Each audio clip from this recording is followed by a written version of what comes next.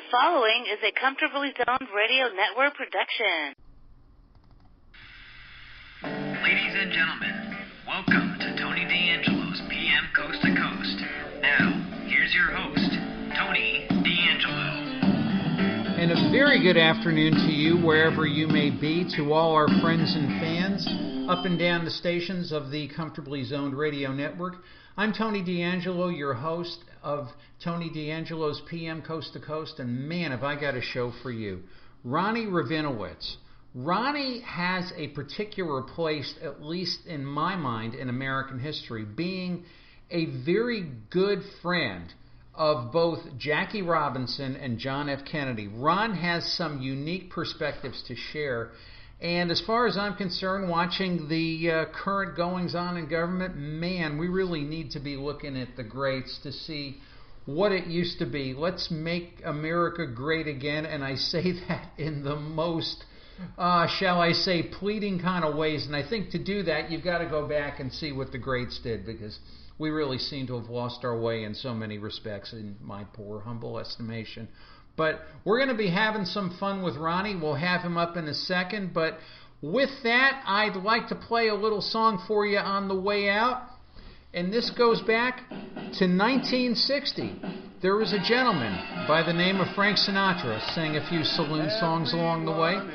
He was campaigning for a fellow named Jack Kennedy. And he started to talk about the high hopes he had for the 1960 presidency.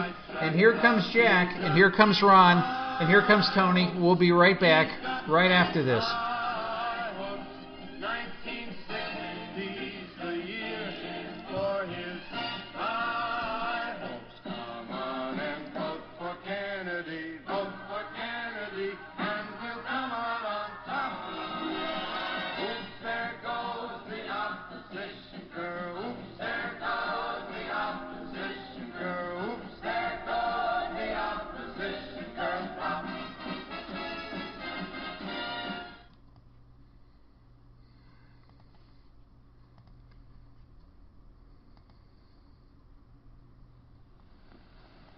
Now, for every kid who has ever seen a science fiction movie, thrilled to the amazing strength of an out-of-this-world movie monster, comes Great Garloo by Marx.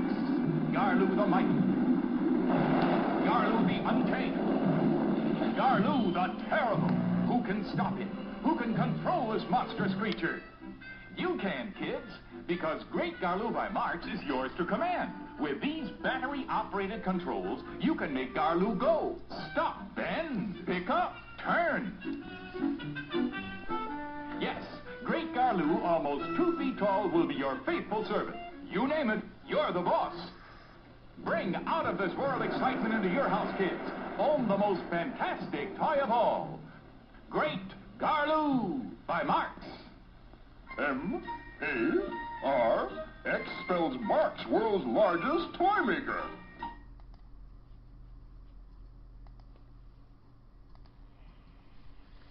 Ladies and gentlemen, up and down the stations of the Comfortably Zoned Radio Network, and to those of you who are listening on recording, I am joined by a gentleman whom I've been privileged to know the past couple of years, Ron Rabinovitz. Ron, to me, as I was explaining, has a very unique place in American history. He was a very good friend of Jackie Robinson and knew John F. Kennedy during the 1960 campaign. These gentlemen had an indelible impression on Ron's life and who Ron is and what Ron believes. And I just think with all of the messes and everything that we seem to be watching these days on television about I don't have to tell you about it. You can just go and watch it. I'm sure many people have reached their saturation point with it. Not that it's meaningless in any respect, but it just kind of goes to show you what the world was as opposed to what we're doing now. And Ron, I'm just so pleased to have you because I think you can give us a little perspective on all this. How you doing, my friend? Good. How are you, Tony? I'm fine, thanks. And again, thank you for being so generous with your time and being with us. And I've been looking forward to this all week. And a lot of people, obviously you are a contributor on Comfortably Zoned Radio from time to time.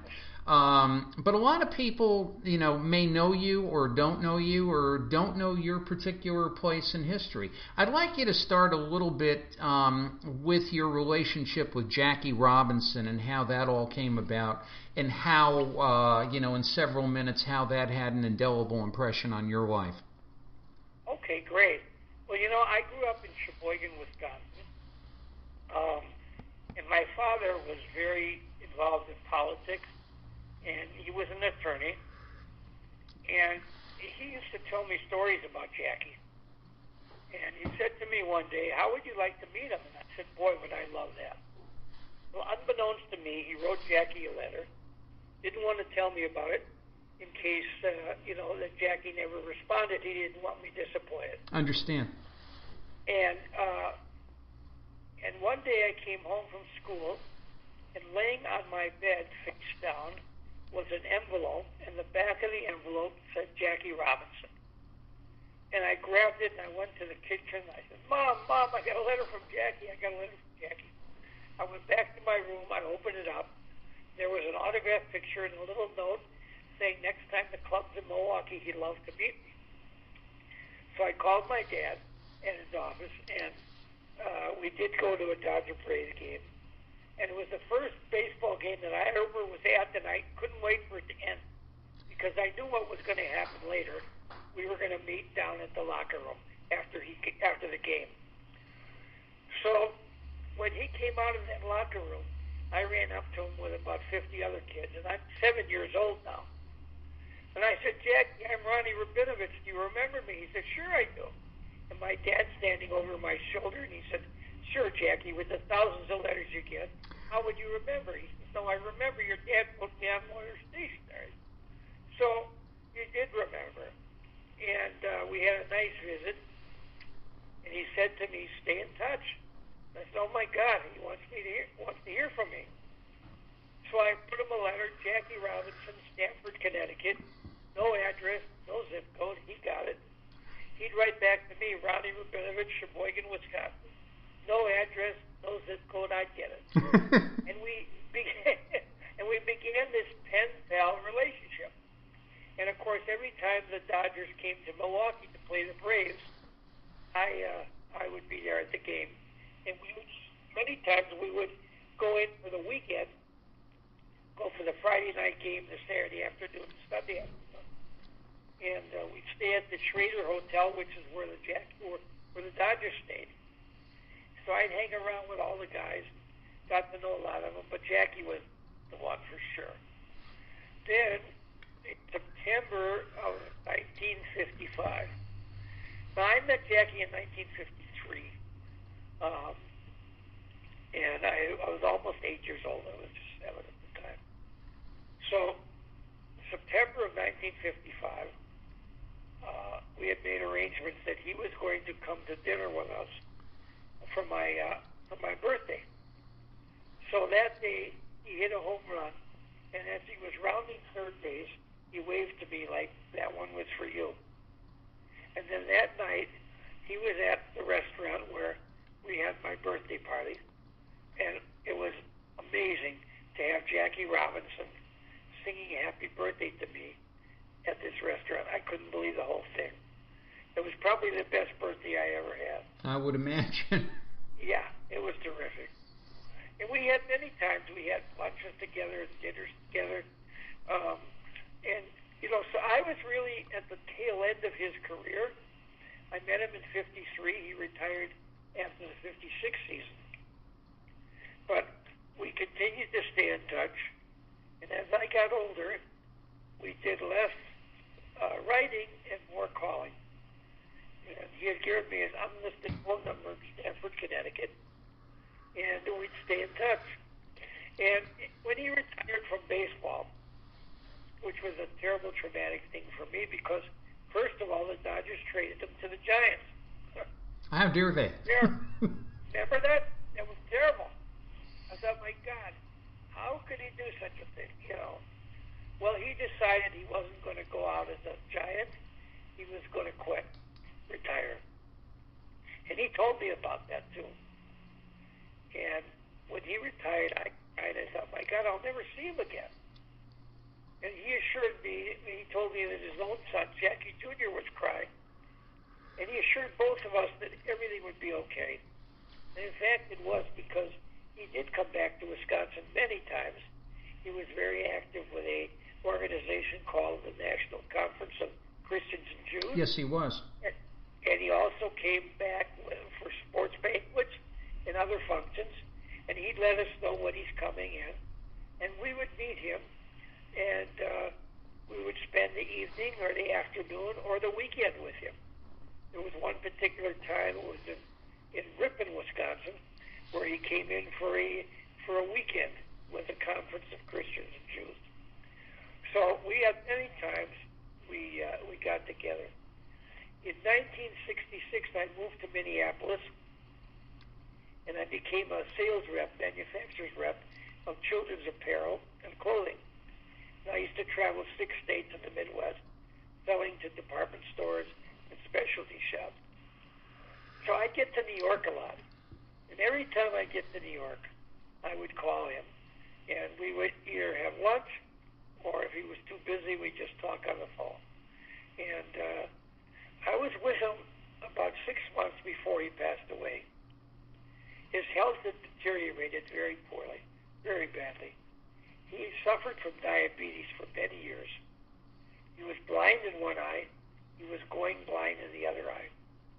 He had had a heart attack, and he was in real rough shape. When I saw him that lunch, I was shocked to see him in that particular, the way he was. State of health, yeah. Yeah, state of health. And I was so sad because I had to take him by the arm and help him into this restaurant. And I was so happy to see him, and he was so happy to see me. And afterwards, I hailed him a cab. I got him settled in the cab. And I leaned in, I kissed him on the cheek and told him how much I loved him. And as the cab disappeared into space, I remember it as it was yesterday. I was standing on that street corner with tears running down my eyes because I knew I'd never see him again. And 6 months later, he did pass away. Wow, you know, it was a tremendous, tremendous relationship, tremendous friendship, and wonderful. And, you know, it speaks to a time when athletes, and I'm not, you know, I'm not vilifying nor condemning everybody right now wearing a Major League Baseball uniform, but it speaks to a time when ball players had a character about them. Now, whether this was a genuine character, which obviously it was in Jackie's case, or whether this was something manufactured by the sports writer, it was an intangible that was there. You were playing baseball, you were following baseball, you thought baseball is good, and the men that play baseball are good, and if I follow them, they care about me, and I have an aspiration. We seem to have lost that entirely, at least in my poor, humble estimation. I believe you're right. I believe you're right. You know, the impression that gave me, and certainly with a very special relationship, that I saw Rachel Robinson. I had never met her before. This was in 1997. She came to Minneapolis, and, you know, she started a foundation the year after he passed away. Yes, she did. Foundation, which is a scholarship program for children, minorities, and other kids to go to college. They have the greatest graduation rate of any scholarship program in the United States, 98%, which is way, way double the national average. It's the Jackie Robinson Foundation. So it was the 50th anniversary of its Breaking the Color line in 1997, and she was invited to a press conference at the Metrodome, where the Twins were playing at the time, and I was also invited to that press conference. They presented Rachel a check for $50,000 in Jackie's memory for the foundation. So after the press conference was over, I went up to her and I said, "Rachel, I'm Ronnie Rabinovitz, and she hugged and kissed me. She said, "You're Ronnie Rabinovitz." Oh my God, she said, "Jack loved you so much." Uh-huh. And I brought her all the pictures and letters, and we shared them. And she loved to see it all. And then that evening, she threw out the first pitch at the Metrodome, and then she came up in one of the box suites, and I spent 4 or 5 innings with her, talking about her family and mine. And just a gracious lady, just wonderful. Well, and you know, I'm grateful that you're here. I'm grateful that you're here to talk about it. I'm grateful that, to the extent that I could relate, you know, yes, I was a Stanford kid, and you know, it doesn't surprise me at all, Ronnie, that when you sent the letter, you know, Jackie Robinson, Stanford, Connecticut. I mean, we all knew about the Robinson property on Cascade Road. You know, we knew that probably better than our own names. But it's such a wonderful thing to be able to share that and to share it with all these people. It is, and I've always felt, you know, in 1987, the Chicago. I heard that they were going to honor Jackie on the 40th anniversary of the breaking the color line in baseball. So I called Major League Baseball, and one person led me to the next, to the next, to the next. I ended up speaking to a producer of the Game of the Week. If you recall, there used to be a game every Saturday afternoon called the Game of the Week. And he had a half-hour show before the game. Mm-hmm. And I sent him couple copies of these letters for authenticity. And he just flipped. He loved the whole thing. He said, "Unfortunately, I have a full house show this day. I have Roy Campanella, Rachel Robinson, Don Newcomb, and Pee Wee Reese. Your story would get lost." And I said to him, "All I'm looking to do is tell a story of a man and a boy. Where should I go?" He said, "I just hung up with a reporter from the Chicago Sun-Times. Give him a call." I called him. He called me back. We spent over an hour on the phone.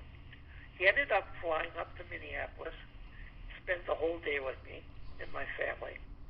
As I'm driving him back to the airport, I said, "Brian, how big of an honor for you?" And he says, "Well, you know, the Sun-Times is like a tabloid, like a magazine-type format." And I said, "Yeah, I do that." He said, "It might be probably 2 pages." Well, it came out that Monday. It was a 4-page story. And he won an award from the AP as the best public interest story of 1987. Isn't that something? Isn't that something? And then the Minneapolis Star and Tribune called me, and they wanted to do a story.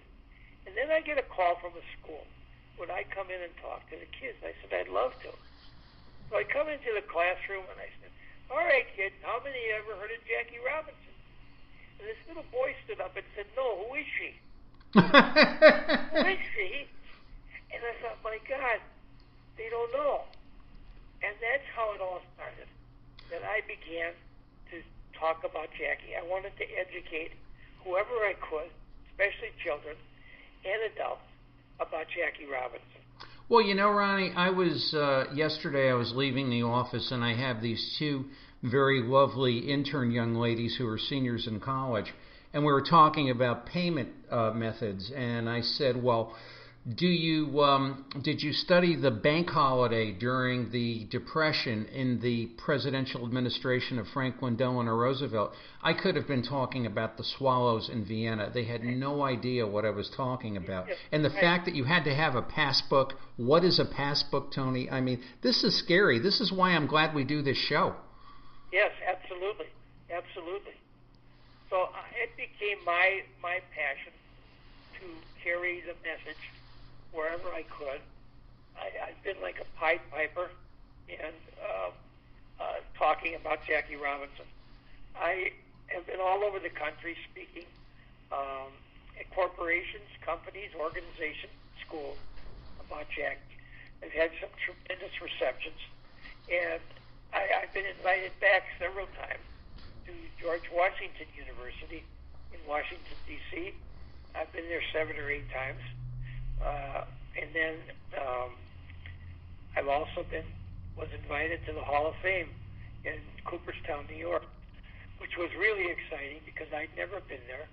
And they flew me in, twice and spoke at the Hall of Fame. It's an amazing place. Whoever has never gone there should go there if you're a baseball fan. You feel like you died and went to heaven. Everything is baseball. And it was terrific. Well, and you're right about that. But when you talk about character and you talk about people of a certain, shall we say, imprimatur of ilk, I do not want it all to get lost with your great and blessed relationship with Jackie. You ran into a fella named Kennedy in the 1960s. Can you tell us about that? I'm sorry, go ahead. You broke up there a little. Oh, I'm sorry. You ran into a fella named Kennedy in the 1960s. Can you tell us about that? Oh, yeah, I sure did. Well, first of all, Jackie Robinson was a Republican. And my dad, of course, was a big Democrat. And they used to argue up and on about politics. And I understand why Jackie Robinson was a Republican at that time.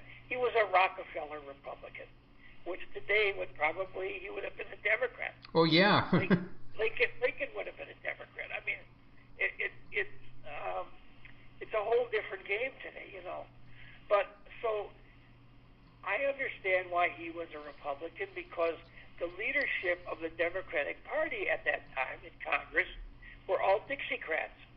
They were bigots, including Lyndon Johnson, including Sam Ervin, and all these guys.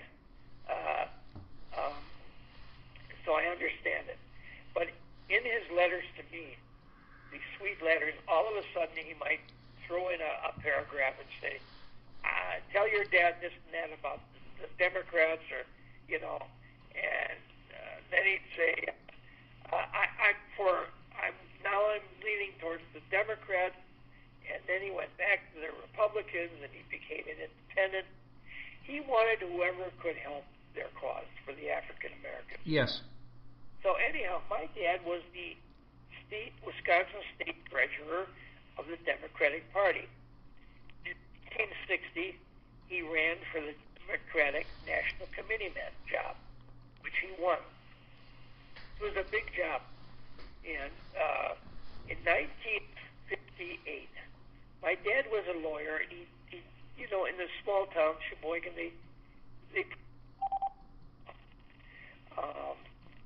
but he also did a lot of labor law. He was a chief counsel at WWII during the Kohler strike. Kohler is a plumbing ware, toilets, and bathroom fixtures. Yes. In Sheboygan, right out of Sheboygan. Yes. And they had a strike that lasted 7.5 years. It was the longest strike in the history of the United States. And the McClellan Committee, which Bobby was a chief counsel for that committee, was investigating the rackets and the Kohler strike. So they had 8 weeks of hearings in Washington, D.C. in 1958. And both Jack was a senator on that committee, and Bobby was chief counsel of the committee. Bobby and Jack both stayed at our home in 1958. My Lord. Yeah, and my dad was very close to them. So he was the one that convinced Jack to run in the Wisconsin primary in 1960 because he felt if he could beat Hubert Humphrey in his backyard, Hubert Humphrey being from Minnesota, it would help catapult him to the nomination, which in fact it did. So 1960, during the Wisconsin primary, my father took me out of high school off and on for 6 weeks, and I traveled around the state with the whole Kennedy family, got to know them all intimately. I was the gopher. I'm a 16-year-old kid. I was the gopher. Go for this, go for that. Jack would never want to eat at a banquet in the evening because by the time he got to his food, it was always cold.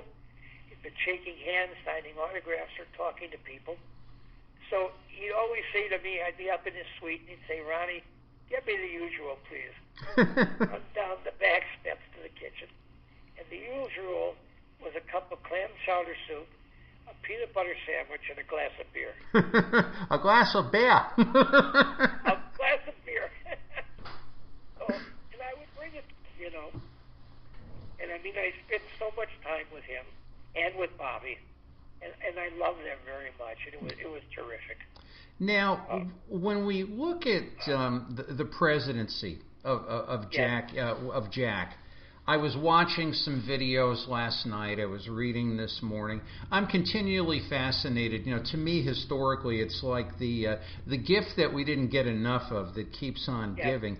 Exactly. This is a fella who was had to fight off his being Catholic, had to fight off his being Democrat. He would say things like, I don't want a Republican answer, I don't want a Democratic answer, I want a right answer, let's lower taxes, let's all be fit, let's all get out and walk, and let's be respected nationally. When you come to what always gets me, Ronnie, is his speech at American University in 1963, which is known as the speech, The World Without War. We talked about having relations with Russia and billions in spending and war's not inevitable and just this whole thing. And this is a guy who carried himself so well and was so sincere in heart, but never fashioned himself to be a great intellect. I mean, you hold him to what's happening today, I don't want to think about it. You think all of this might have gotten some people angry to the point where they didn't want him around anymore? I have a feeling that that's true. I do. He had some enemies, and it was a sad thing. I was at his inauguration, and I was at his funeral. It was probably one of the most heart-wrenching things I'd ever been at. It was just horrible. Were you there with your dad? Yes, I was. I was in college. I'll tell you this story. Mm-hmm. I was in college. I was going to a junior college in Lincoln, Illinois, called Lincoln College. And I was involved in theater. We were producing a play called The Detention Trap. And it was freshman parents' weekend. My parents were coming down from Sheboygan. They'd take a train to Chicago and then another train from Chicago to Lincoln. So Thursday, we did our first show. And Friday morning, the director of the play, the teacher said, you don't have to come to classes. And then Friday afternoon, the classes were canceled anyhow because the parents were coming in. So I was in my dorm room, and I had been in the bathroom brushing my teeth, and someone came in and said, my God, they shot him. And I said, who? And I said, President Kennedy. And I said, what? And I ran to the television. I got a hold of my parents. My dad was crying. I was crying. They were already in Chicago. And my dad said, you know what, Ronnie, I really think I have to go back home. And I said, Dad, if I ever really needed you, I really need you now. Mm-hmm. So he said, I'll come. And then I heard that the play was canceled. So I called them back, and I said, just go home. I'll get there as soon as I can. After they were heading back to Sheboygan, I was told, there was so much confusion at that time that the play was not canceled. And we were all backstage. Our makeup was running. We were all crying. Oh, dear. And the dean of students came out and said, for those parents that came, they're ready to do a show, but we would prefer canceling it. This is a comedy, and this is not a particular funny time. And the audience all agreed, let's postpone it. So I took off my makeup, and I ran to my dorm. I got my stuff, and train to. In those days, it was trains, not. Oh no, for certain. Air travel was a luxury. Right. So I grabbed, took a train from Lincoln to Chicago, got to the Union Station, and I had to switch to the Chicago Northwestern station. But as I'm running through Union Station on my way to the other station, I saw a paper in a newsstand, in a news box. Yes. And all it was, I started to cry. It was Abraham Lincoln in the Lincoln Memorial, bent over with his face in his hands, crying. Mm. There was no caption. Nothing was. Says it all. It says it all. And I burst into tears. I ended up getting to Sheboygan. We ended up taking off for Milwaukee and flying to Washington D.C. Mom, my dad and I. So it was a very tough thing. It was. Well, in our, I'm sorry. Please continue. Go ahead. No. Go ahead. Well, I guess in our closing moments together, two questions I do want to ask you, and actually I think the fact that Jackie and your dad fought over politics but remained civil, and they were both motivated to the common good. Jackie's political views perhaps different in many respects, or to a number of respects, to JFK's, but yet they were dignified gentlemen, something which is entirely lost upon if I flick on my monitor these days. But all of that said, with all that together, how do you, one question's really, I think, historically real, and the other one's a little bit of maybe a brain fantasy on my part. If JFK had lived, what do you think would have been different? What impact on history did we miss because of that? Well, I would say that that bullet changed the whole world. There would have been no Vietnam. Jack had some advisors there in Vietnam, but he wouldn't have. He was pulling out. He didn't want anything to do with this. So there would have been no Vietnam, which would have saved so many lives. Yeah. It was a worthless war. We never should have been in it. Johnson became very wrapped up in it and kept expanding it. It was a shame. And all those young kids died for nothing. No reason. Terrible. Just terrible. And I guess my second question is, if we could have JFK, walk on the political scene today, what do you think's the first thing he'd do? Well, he'd be spinning in his grave. And my dad would be too, just like a rotisserie chicken. I'm telling you, I've never seen anything like this in my life. Well, this is the most horrible time. I'm very disturbed. It's really something, and I mean not in a good way. And I believe me, Ron, I think at some point it's worthy of us having another show, and we're going to do that. But I think a couple of these dramas have to play out, and it's when this happens to me. I think it's a part of being raised Catholic, which I can talk about at another time, but I want to go back to my roots and see what people did and what the great people did during great times. And I think we need this lesson ever so much more now.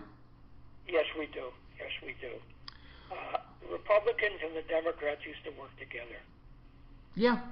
They would disagree, but they would work together.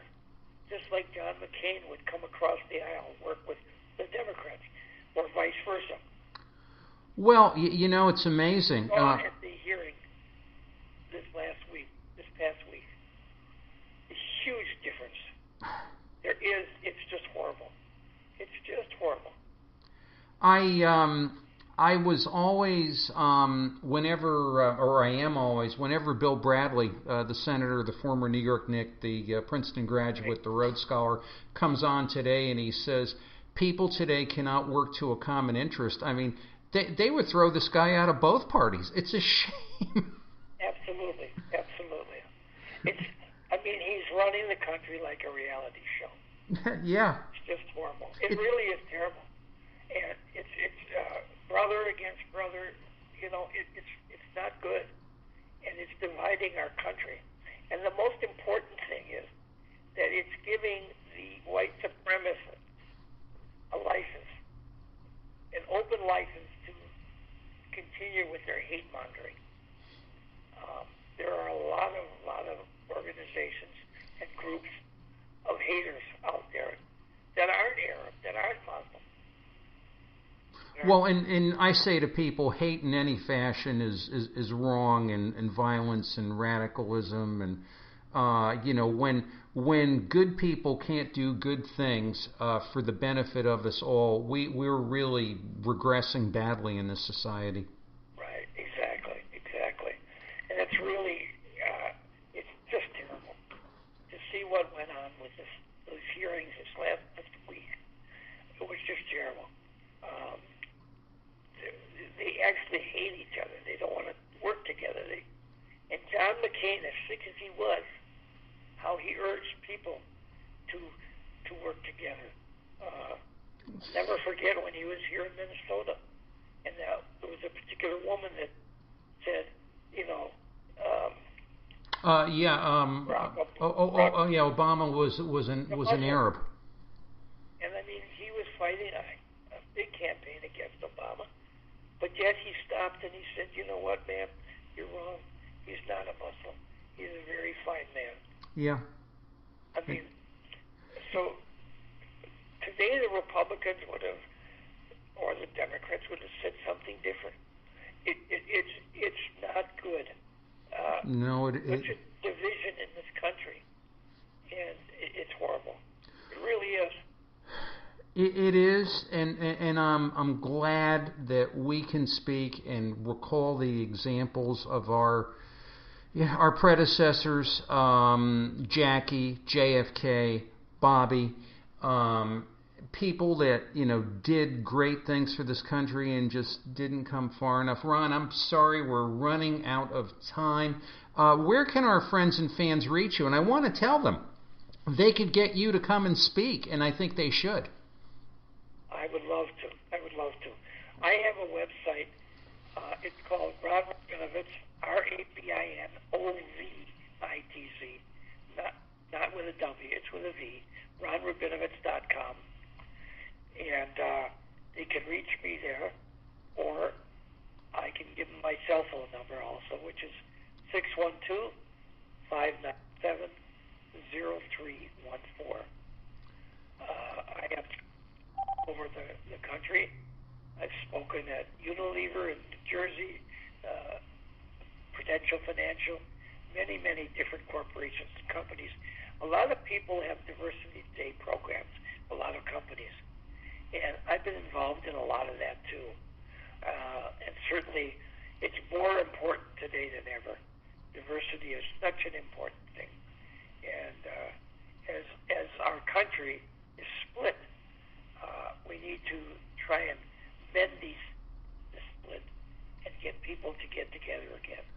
I couldn't think of a... The last time I saw everybody joining together, whether they were Republicans or Democrats, was 9/11.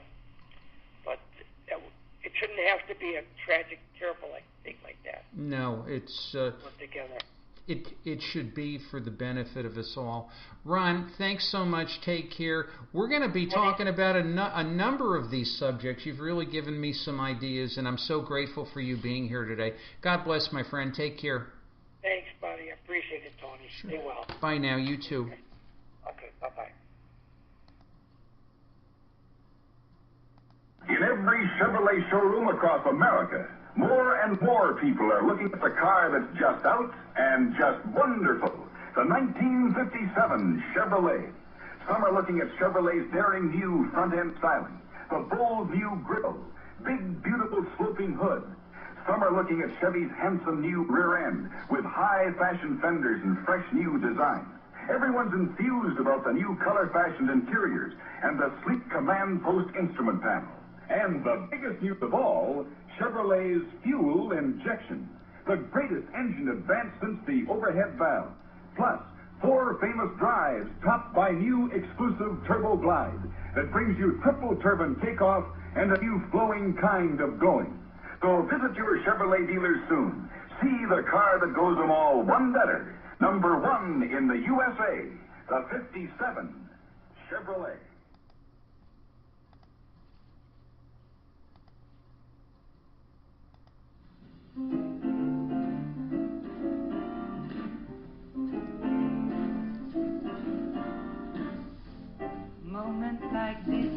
Well, it's moments like this that make me happy. I am a host on the Comfortably Zoned Radio Network, not the Country Zoned Radio Network.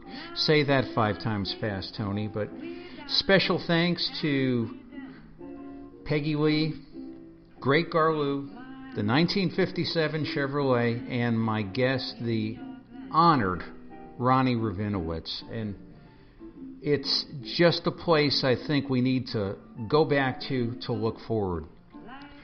We'll be back to you next week with our guests still to be determined. So for Tony D'Angelo, Ron Rabinovitz, and all of the hosts of the Comfortably Zoned Radio Network, don't forget our corporate mission, which is take some slightly used children's books and donate them at your local Head Start. Kids need to read, believe me. They need to know about the Great Depression. They need to know about Franklin Delano Roosevelt. They need to know about John F. Kennedy.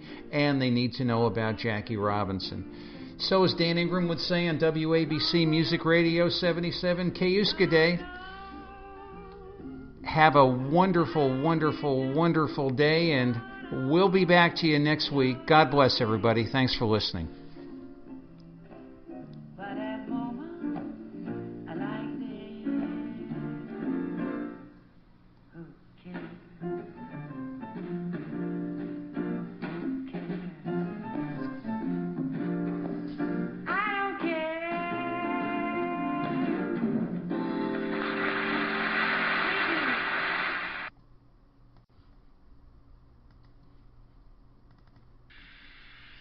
Ladies and gentlemen, welcome to Tony D'Angelo's PM Coast to Coast. Now, here's your host, Tony D'Angelo. And a very good afternoon to you wherever you may be. I'm your host, Tony D'Angelo of Tony D'Angelo's PM Coast to Coast. This is a special rain delay edition where I like to look at a date in history and all the things that were happening on that date and kind of give us all a flavor for what was taking place way back when and the way things used to be.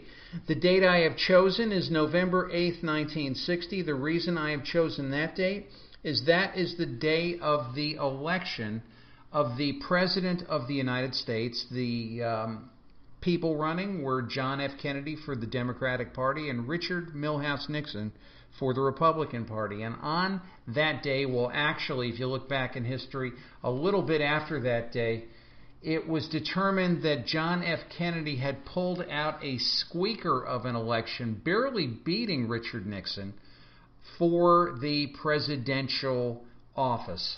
And we have a number of things we're going to be looking at. We're going to be looking at the sports, the shows, the music, and a lot of the little odd things that were taking place. You know, I like to look at the prices and the old ads as we jump back into the New York Times machine. So we're going to have a lot of fun here on this particular edition of Rain Delay. Anyway, I like to do what was charting at the time. We've got this young man with a guitar. His name is Duane Eddy. Still out there playing from what I understand. Here, coming up the charts at that time, was the theme from Peter Gunn. Duane Eddy is headed to his guitar. John F. Kennedy is headed to the office of the President of the United States, and Tony D'Angelo is headed to a retromercial. We're all coming back to you right after this.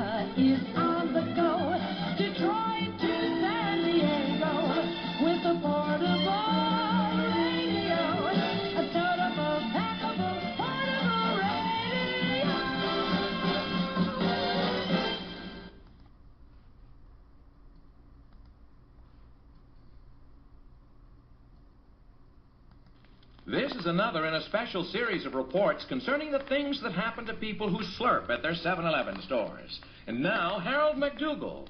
Ever since I started slurping up at 7-Eleven, my hair lays flat. Here's Betty Marie Smedley. I never could dance. I started slurping over at my 7-Eleven. Now I do them all. The frug, the swim, and how's this for the Watusi? Nice, huh? And now, Billy Baggy. I got this watch for my birthday. A couple of months ago it stopped. I decided to give this slurp magic a try up at 7-Eleven. Now my watch is running fine. Listen.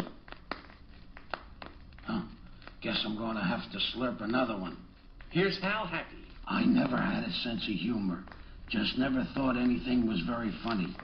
After slurping up at my 7-Eleven store, I think everything is funny. I think you're funny. Now, Alice Andy Hacker. My problem is, every time my boyfriend kissed me, I'd hiccup. It was embarrassing. And I decided to try slurping at 7-Eleven. Now I don't hiccup anymore when he kisses me. Somehow it's not the same. This is Murray Morton. After slurping up at 7-Eleven, I started walking backwards. I sure was surprised. Every week my father makes me cut the grass. Well, I was sick of it. Fed up to here. Yesterday I slurped at 7-Eleven, and this morning the lawnmower broke. And now, Alice Allendauer. Oh, my boyfriend and I just couldn't seem to dance with each other. He'd step on my toes. It's not only painful, it was embarrassing. Well, I decided to try slurping at 7-Eleven. And that very night we walked out there on the dance floor, and right off he stepped on my toe again. Son of a gun. I always wanted to be on the radio. I slurped just once over at 7-Eleven, and now I'm on the radio. Hello out there, America. And now, Mary Marie Baumgartner. For years I've taken an apple to the teacher, but it never did one thing for me. Recently, I decided to take her slurping up at my 7-Eleven store. And if anything, she hates me now more than she ever did. And now, Coach Rock Roach. I'm the coach of the Philip Fillmore High School baseball team. We were on a 27-game losing streak when I got the team on this slurping. Well, sir, after slurping at 7-Eleven, we went on to win the state's championship.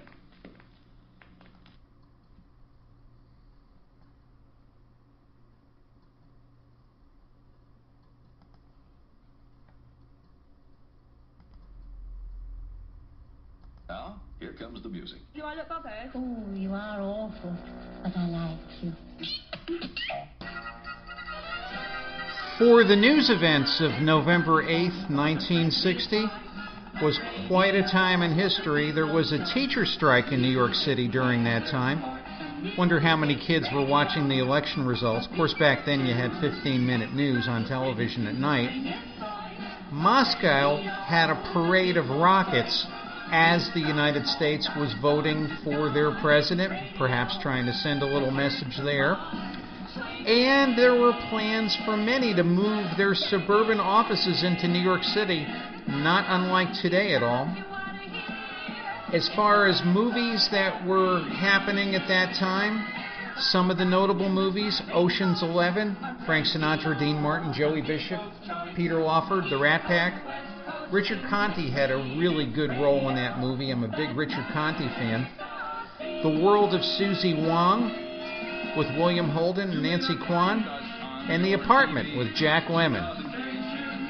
On Broadway, we had Beckett with Laurence Olivier, The Music Man with Robert Preston, and The Alamo.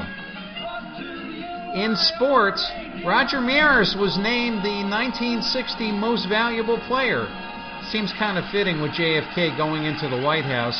And ageless Archie Moore was starting to show his age as he was fighting in Italy, and he was beaten by a Giulio Rinaldi and that was close to his last fight. He fought Muhammad Ali, then Cassius Clay, 1962 in Los Angeles, and he fell in 4. As Cassius Clay said, "I'll get more in 4," and he sure did. Archie had a great place in sport, just an incredible athlete and character. Kyle Rote can't play in this upcoming Sunday's Giant game because he has a broken hand. On sale, you can buy a Brooks Brothers suit at Woody Clothier's for $150. Today, I don't think you can get a Brooks Brothers shirt for that much. A wool dress is on sale at Abercrombie & Fitch for $49.95. And get this, or as Milton Lewis would say on Channel 7, WABC in New York, now listen to this. A unit at 200 East 37th Street, a whole cooperative apartment you could have for $25,000, if you can believe it. This was the world that we were heading into as JFK was headed into the White House. We'll be right back with the rest of our rain delay right after this.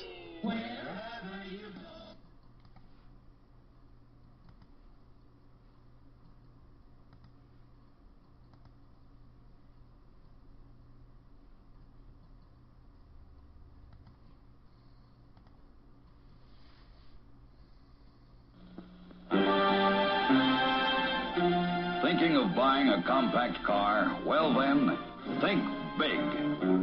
Look at the Lark by Studebaker, the compact that's big where it counts. Even though the Lark is the shortest of all compacts, inside the Lark loads bigger. Combines larger head, shoulder, hip, and leg room. It's a true 6-passenger and comfort car. Like big performance, the Lark's got it 2 ways. Hustling 6 or doubly powerful V8. Like big proof with no bull? Again, the Lark's got it. More than 1 billion owner-driven miles. Proof that the Lark gives you big savings. Up to 33% on gas, 23% on maintenance. And the Lark has big trade-in value. Visit your Studebaker dealer and you'll find all these big values don't cost a penny more than ordinary compacts. See the compact without compromise. The Lark by Studebaker.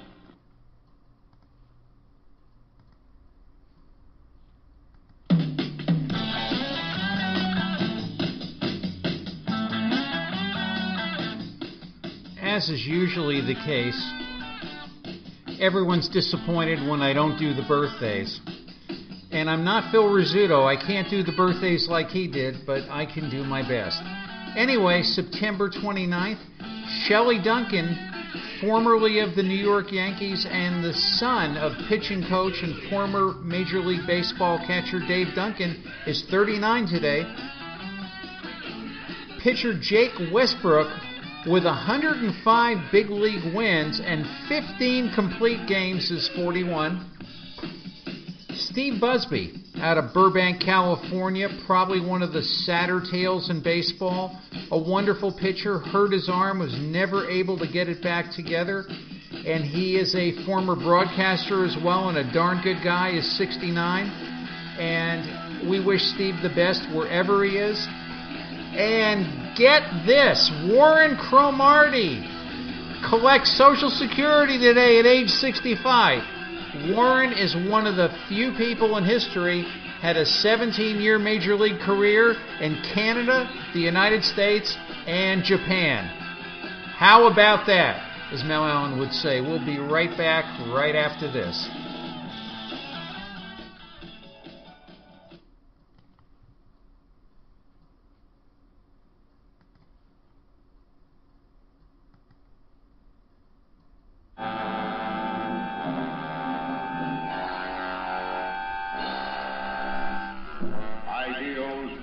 Commando is here to help you. He's your one-man army. No enemy can destroy him. He fights off tanks, hurls missiles one after another. Even a squadron of planes can't stop him. Robot Commando fires his secret weapon.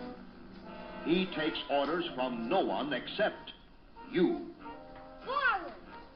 Ideal's Robot Commando is battery operated to obey your command. Adjust the control, speak into the microphone. Left! Fire! Ideal's Robot Commando is here to help you. Look for your Robot Commando. He's looking for you.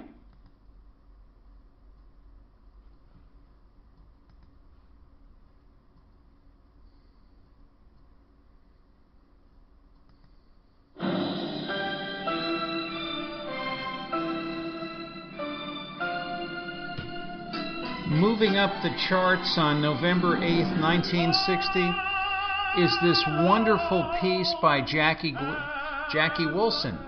I was about to say Jackie Gleason, who of course was the biggest thing on television at that time. Jackie Wilson singing Alone at Last, and that was a big hit in December of 1960. I have fond memories watching Jackie on Shindig and Hullabaloo doing baby workout and the dance routines. What a marvelous talent we lost way too soon. Anyway, with regards to November 8th, 1960, just a day in time, special thanks to all the people that made it great. Richard Nixon, Roger Maris, John F. Kennedy, Jackie Wilson, the things that we had that were the hottest things on the planet at that time, the transistor radio, the Studebaker Lark, the movies, Ocean's 11, The World of Susie Wong, The Apartment, Frank Sinatra, Dean Martin, William Holden, and Jack Lemmon, and ultimately you guys, our friends and fans on the Comfortably Zoned Radio Network. So come back next week for another rain delay. This is Tony D'Angelo here at the Barn Studio in Pomfret, Connecticut. Remember, clean out your closets and bring those slightly used children's books to Head Start. We have a wonderful history that our kids need to know about, and now is the time. As Harry Harrison would say on WABC Music Radio 77, unwrap this day that you are in now like a precious gift. This too will be a day in history. So for everybody here on the Comfortably Zoned Radio Network and me, Tony D'Angelo, have a wonderful, wonderful day, and we'll see you next week. God bless everybody. Take care.